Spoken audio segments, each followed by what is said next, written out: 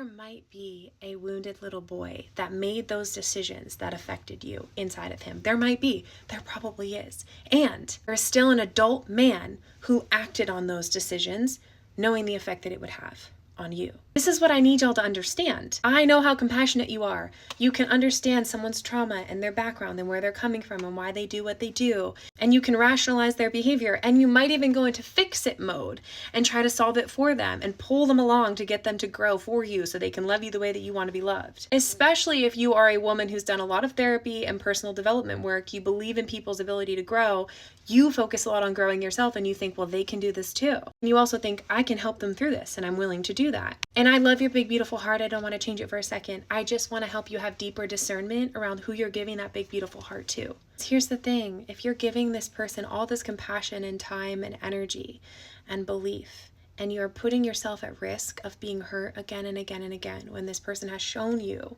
how they treat you, when they're triggered, when things come up, when they're stressed, when their trauma arises, how does it affect you, right? If you are continually putting yourself in that line of fire, then we need to check ourselves here because there's a leak around self-love and self-worth and self-respect. You can have so much compassion for why someone does what they do. And I'll tell you right now, as someone who works with women in trauma healing and dating relationship every day, everyone's bad behavior comes from trauma. Everyone's.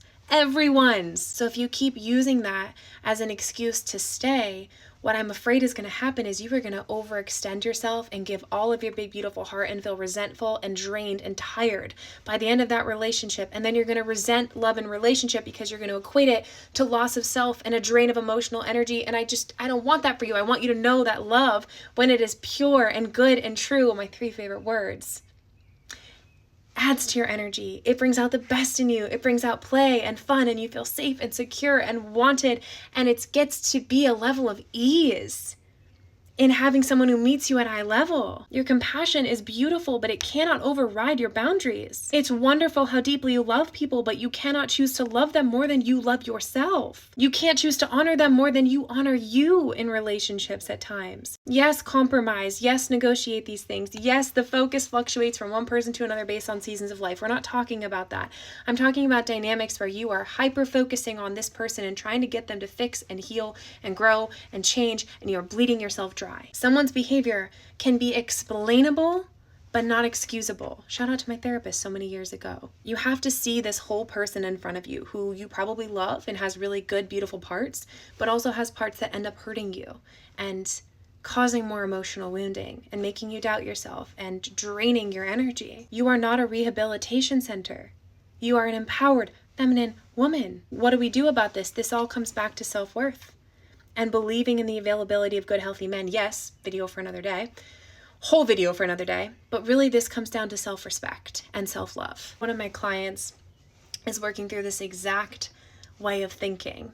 She knows what someone has been through and she can have compassion, and there's a part of her that's willing to wait until he's ready, but in the process has noticed how anxious she feels, how drained she feels, how it doesn't actually feel good to be in the relationship where she's disappearing and all the space is taken up by him. And so as we focused on healing her emotional wounds around self-worth and self-respect and good discernment and standing for what she deserves, it has now become easier and easier for her to see the dynamic going on and how she's being drained, pull her energy back and pour it into herself and hold the standard for a partner who can meet her at eye level. I want to be clear, I am all about growing together in healthy partnership.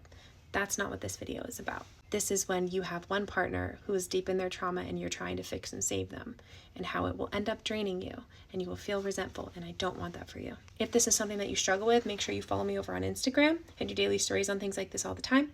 And as always, if you want more formal support, shoot me a DM and tell me what's going on, and we can talk about ways to get you some support to be in a more healthy, secure place where you're holding the standard for someone who can meet you at eye level.